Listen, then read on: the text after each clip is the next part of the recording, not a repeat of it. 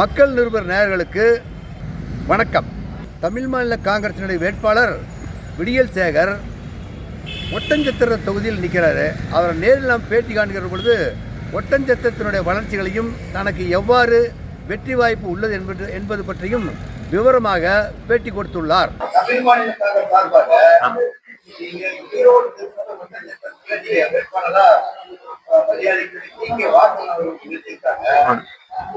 பகுதிக்கு வந்ததுனால புதிய முகமாட்டாருக்கு கூட்டணி கட்சியினுடைய ஒத்துழைப்பு எப்படி இருக்கு?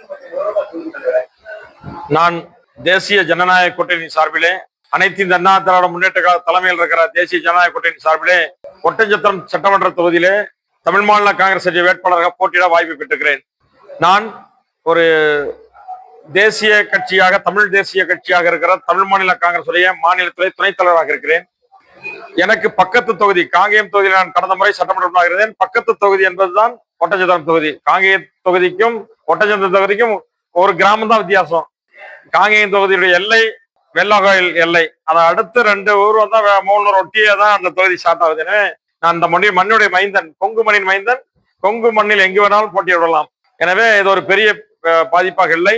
என்னை பொறுத்த மட்டிலே தமிழகம் முழுவதும் தேசிய ஜனநாயக கூட்டணியுடைய நண்பர்கள் முழுமையான முறையிலே பணியாற்றி வருகிறார்கள். அதுவும் குறிப்பாக ஒட்டஞ்சத்திரம் தொகுதியை பொறுத்தவரை அனைத்து இந்திய அண்ணா திராவிட முன்னேற்ற கழகம் சரி, பாஜக உள்ளிட்ட அனைத்து கூட்டணி கட்சி நண்பர்களும் என்னுடைய வெற்றிக்காக கடந்த 1 வார காலமாக தம் தொகுதி முழுவதும் சுற்றி வந்து கொண்டிருக்கிறேன். அருமையாக பணியாற்றி கொண்டிருக்கிறார்கள்.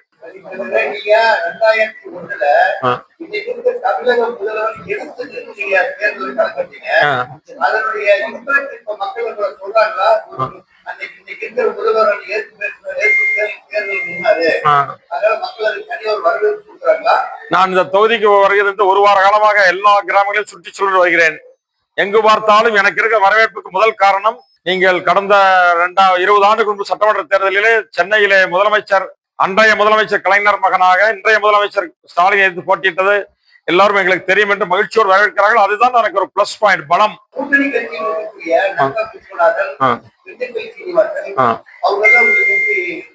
நான்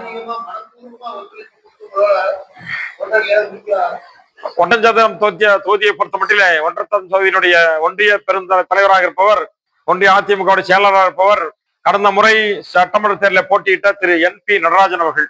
திரு NP நடராஜன் அவர்கள் எனக்கு முழு மனதோடு ஒத்துழைப்பு. அவர் தான் இந்த தொகுதியில சீட்டு கேட்டுக்கொண்டிருந்தார், வாய்ப்பு கேட்டுக்கொண்டிருந்தார். அவருக்கு வாய்ப்பு இல்லை என்று சொன்னால் கூட முழு மனதோடு எனக்கு ஒத்துழைப்பு பணியாற்றி கொண்டிருக்கிறார். அவரை அழைத்துக் கொண்டு நான் கடந்த வாரத்திலே நமது இந்த மாவட்டத்துறை அமைச்சர், அதிமுக கழகத்துறை பொருளாளர் அண்ணன் திண்டுக்கல் சீனிவாசன் அவர்களையும், முன்னாள் அமைச்சர் சட்டமன்ற உறுப்பினர் நத்த விஸ்வநாதன் அவர்களை சந்தித்தேன். முழுமையான ஆதரவு தெரிவித்திருக்கிறார்கள். இன்றைக்கு நடக்கிற தொகுதி செயல் வீரர்கள் கூட்ட வேட்பாளருடைய அறிமுக கூட்டத்தில் வந்து கலந்து கொள்கிறார்கள். 2 அமைச்சர்களும் முழு மனதோடு என்னை ஒரு பிள்ளை போல பணியை ஏற்று எனக்கு வாய்ப்பை கொடுத்திருக்கிறார்கள்.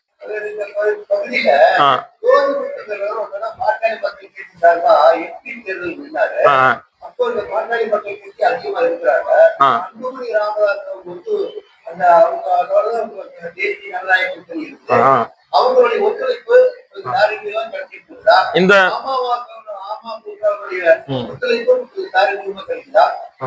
இந்த தொகுதியை பொறுத்த மட்டும் பாமகவுடைய எதிர்பார்க்க இல்லை. ஆனால் கடந்த நாடாளுமன்ற தேர்தலிலே பாமக சார்பிலே போட்டியிட்ட திருமதி திலகபாமா அவர்கள் இந்த தொகுதியிலே கிட்டத்தட்ட நாடாளுமன்ற தொகுதியிலே 18,000 ஓட்டுகள் வாங்கியிருக்கிறார்கள். அன்றைக்கு அவர்கள் 18,000 ஓட்டு வாங்கியிருக்கிறார்கள். பாஜகவோட கூட்டணி சேர்ந்து பாஜக, பாமக, தமாக 3ம் சேர்ந்து 18,000, சுமார் 18,000 வாக்குகள் வாங்கியிருக்கிறார்கள். கடந்த சட்டமன்ற தேர்தலிலே போட்டியிட்ட அண்ணன் NP நடராஜன் அவர்கள் கிட்டத்தட்ட 82,000 ஓட்டு வாங்கியிருக்கிறார்கள். எனவே இந்த 2 ஓட்டுகளும் எனக்கு மிகப்பெரிய பலத்தை கொடுக்கிறது. தேசிய ஜனநாயக கூட்டணிக்கு வெற்றி வாய்ப்பை கொடுக்கிறது. இந்த தேர்தலை பொறுத்த மட்டிலே நான் சொல்லுவது, கருதுவது 2 தான் கதாநாயகன். ஒரு கதாநாயகன் மக்கள் விரோத திமுக ஆட்சி விரட்டடிக்க முதல் கோரிக்கை.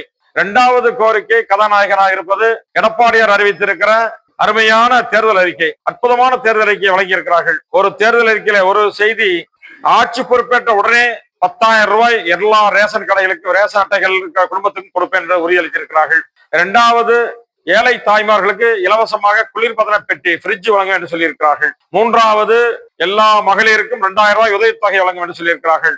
ஊனமுற்றோருக்கும் முதியோருக்கும் 2000 ரூபாய் ஊனமுற்ற தொழில் உதவித்தொகை வழங்கும் என்று சொல்லியிருக்கிறார்கள். படித்து முடித்த கல்லூரி முடித்த மாணவர்களுக்கு 2000 ரூபாயும், +2 முடித்த மாணவர்களுக்கு 1500 ரூபாயும் உதவித்தொகை வழங்கும் என்று சொல்லியிருக்கிறார்கள். அதை தாண்டி உழைக்கும் மகளிருக்கு, பணிபுரியும் பெண்களுக்கு ஸ்கூட்டர் வாங்குவதற்காக 25,000 ரூபாய் மானியம் வழங்கப்படும் என்கிற செய்தியும் சொல்லியிருக்கிறார்கள். எனவே இது போன்ற நல்ல திட்டங்கள், ஏழை மக்களை, எளிய மக்களை வாழ வைக்க திட்டங்கள் தான் இந்த தேர்தலில் கதாநாயகனாக இருக்கிறது.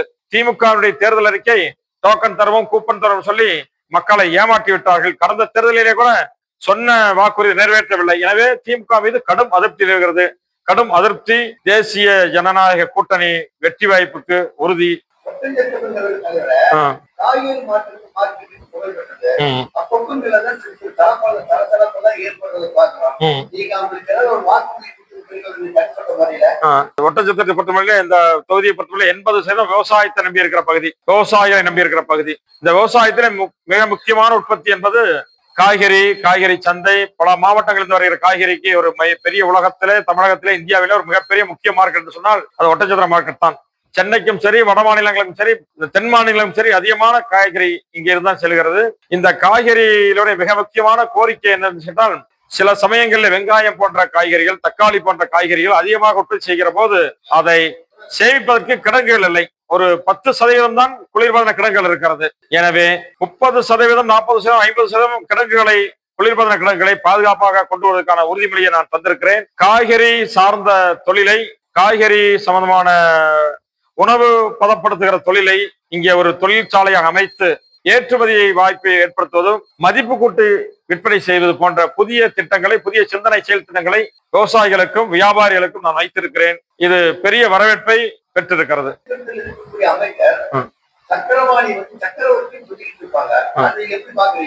ஜனநாயக நாட்டிலே தொடர்ந்து ஒருவர் 30 ஆண்டு காலம் ஒரே தொகுதியை நிற்கிறார், வெல்கிறார் என்று சொன்னால் அதனுடைய மர்மம் என்ன என்று இங்கே வந்து பார்க்கிற போது, அவர் அதிகார பலத்தால், பணபலத்தால் தான் வெற்றி பெறலாம் என்று கனவு கொண்டிருக்கிறார்கள்.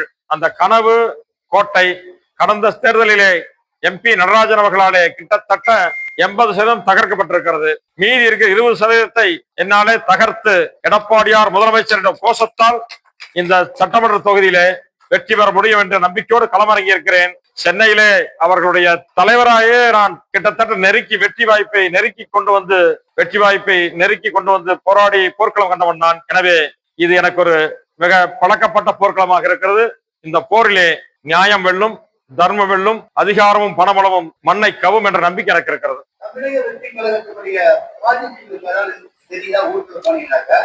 தமிழக வெற்றி கழகம் ஒரு பெரிய பரபரப்பான இயக்கமாக இந்த தொகுதியை பொறுத்த தெரியவில்லை. அவர்களும் களத்தில் இருக்கிறார்கள். ஒரு இளைஞர்கள் ஒரு 5-6%, 10% வாக்கள் போவதற்கு வாய்ப்பாக இருக்கலாம். போனாலும் அது திராவிட முன்னேற்ற கழக ஓட்டைத்தான் பிரிப்பார்கள். எனவே அது பெரிய பாதிப்பாக இல்லை. அவர் விஜய் அவர்களை பொறுத்த மட்டிலே எதிர்த்து பேசுவது, எதிர்த்து தாக்குவது ஆளும் திராவிட முன்னேற்ற கழகத்தான் அதிகமாக தாக்குகிறார்கள். எனவே அவருடைய பிரச்சாரம், அவருடைய வேட்பாளர் நமது தேசிய ஜனநாயக முற்போக்கு கூட்டணி, அதிமுக தலைமையில் இருக்கிற நமது கூட்டணிக்கு வெற்றி வாய்ப்பாகத்தான் அமையும் என்று நான் கருதுகிறேன். நன்றி. ஆமா, ஒட்டச்சத்திர மக்களுக்கு இந்த சேனல் சார்பாக ஒரு வேண்டுகோள், ஒரு நல்ல சட்ட உறுப்பினரை தேர்ந்தெடுக்க வாய்ப்பு கொடுங்கள். நான் காங்கேயத்தில் 5 ஆண்டு காலம் சட்டம் உறுப்பினராக பணியாற்றி காங்கேயத்துடைய செல்ல பிள்ளையாக நான் வளம் வந்திருக்கிறேன். காங்கேயத்தில் இன்றைக்கு கூட என்னை எங்கு பார்த்தாலும் மக்கள் அன்போடு பண்போடு ஆதரிக்கிறார்கள். காங்கேயம் சட்டம் உறுப்பினராக பணியாற்றிய போது ஒரு நாள் கூட சட்டமன்றத்துக்கு விடுமுறை எடுக்காத சட்டம் உறுப்பினராக இருந்து அருமையாக பணியாற்றினேன். அது மட்டுமல்ல, காங்கேயத்துக்கு நல்ல திட்டங்களை நிறைய கொண்டு வந்திருக்கிறேன். காங்கேயத்திலே பொதுமக்களுடைய முக்கிய கோரிக்கையாக இருக்கிற குடிநீர் பிரச்சனையை தீர்த்திருக்கிறேன். சென்னிமலைக்கு 2வது காவிரி கொடுக்குடிநீர் திட்டம், வெள்ளகோயிலுக்கும் காங்கேயத்துக்கும் சேர்ந்து 2வது காவிரி கொடுக்குடிநீர் திட்டம், காங்கேயம் பேருந்து நிலைய விரிவாக்கம், காங்கேயத்தை மாநகராட்சி ஆக்கியது, சென்னிமலையை கோவில் நகராக ஆக்கியது, காங்கேயத்தையும் சென்னிமலையிலும் இணைந்து கிட்டத்தட்ட 12 மேம்பாலங்களை, புதிய மேம்பாலங்களை சீரமைத்து கொடுத்தது, 20 பள்ளிகளை தரம் உயர்த்தி கொடுத்தது, அரசு மருத்துவமனைகளை தரம் உயர்த்தி கொடுத்தது, நெசவாளர்களுக்காக வாழ்க்கை தரம் உயர்வதற்காக கூலியுறவு பெற்றுக் கொடுத்தது, நெசவாளர்களுடைய கடன் வாங்கி 1010 வீடுகள் கொண்ட காலனி உருவாக்கினார்கள். கடனை கட்ட முடியாமல் தவித்த நெசவாளர்களுக்கு சுமார் 18 கோடி ரூபாய் கடன் தள்ளுபடி செய்து அவர்களுடைய வாழ்க்கையிலே ஒளியேற்றுவதற்கு நான் காரணமாக இருந்திருக்கிறேன். இன்னும் பெருமையோடு சொல்ல வேண்டும் சொன்னால், சிறகிரி வேளா வருக, சீக்கிரம் வருக என்று சொல்ல சென்னிமலை முருகனுக்கு என்னுடைய காலத்திலே கொண்டு வரப்பட்ட காவிரி குடிநீர் மூலம் அபிஷேகம் செய்கிற அருள் பாக்கியத்தை நான் பெற்றுத் தருவதற்கு காரணமாக இருந்திருக்கிறேன். இது போன்ற நல்ல திட்டங்கள் இன்றைக்கு ஒட்டஞ்சத்திரம் மகதி மக்களிலே ஒரு பெரிய தாக்கத்தை ஏற்படுத்தியிருக்கிறது. அந்த நல்ல பணிகள் ஒட்டஞ்சத்திரத்திலே தாமரை சின்னத்திலே நான் வெற்றி பெறுவதற்கு உதவிகரமாக இருக்கும் என்று நம்புகிறேன். இன்னும் ஒரு செய்தி சொல்ல போனால், 5 ஆண்டு காலம் காங்கேயம் சட்டமன்றமாக இருந்து எந்த குறைவும் குற்றச்சாட்டும் இல்லாமல் ஒரு பைசா கூட யாரிடத்திலும் நான் கை நீட்டி எந்த கையூட்டும் வாங்காமல் 50 கைத்தறி விசைத்தறி நெசவாளர் சொசைட்டி இருக்கிறது. ஒரு சொசைட்டியில கூட போய் ஒரு நாள் கூட நான் ஒரு பைசா கட்சிக்காக கொடுங்கள், இயக்கத்துக்காக கொடுங்கள், எனக்காக கொடுங்கள் என்று நன்கொடை வாங்கியதே கிடையாது. காங்கேயம் தொகுதியில் இருக்கிற நூற்றுக்கணக்கான தொழிற்சாலைகள் இருக்கிறது. தேங்காய் எண்ணெய் தொழிற்சாலை இருக்கிறது, தேங்காய் களம் இருக்கிறது, நெய் மண்டி இருக்கிறது, காங்கேயத்தில் அரிசி ஆலைகள் இருக்கிறது. ஒரு தொழிற்சாலைகளுக்கு கூட இன்றைக்கு வரை இந்த விடியரசுடைய கால் பணம் கேட்பதற்கு, நன்கொடை கேட்பதற்கு அந்த கால் அங்கே விதித்ததில்லை. எனவே அந்த அளவுக்கு சுயமரியாதையோடு மக்களை, தொகுதி மக்களை எந்த இடையூறும் இளைஞரும் செல்லாமல் ஒரு நல்ல சட்டமன்ற பணியாற்றிய நம்பிக்கை எனக்கு இருக்குது. அந்த நம்பிக்கை ஒட்டஞ்சத்திரத்திலே தாமரை வெற்றி பெறும் மூலமாக ஒரு ஒட்டஞ்சத்திரம் ஒரு விடியல் சத்திரமாக மாறும் என்ற நம்பிக்கை எனக்கு இருக்கிறது.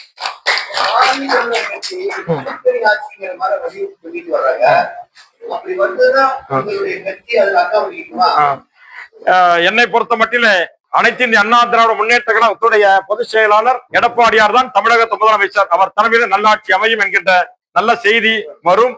அந்த நல்ல செய்தி வருகிற போது விடியல் சேகருடைய வெற்றி செய்தியும் செல்லும். நன்றி, வணக்கம், ஜெயஹிந்த்.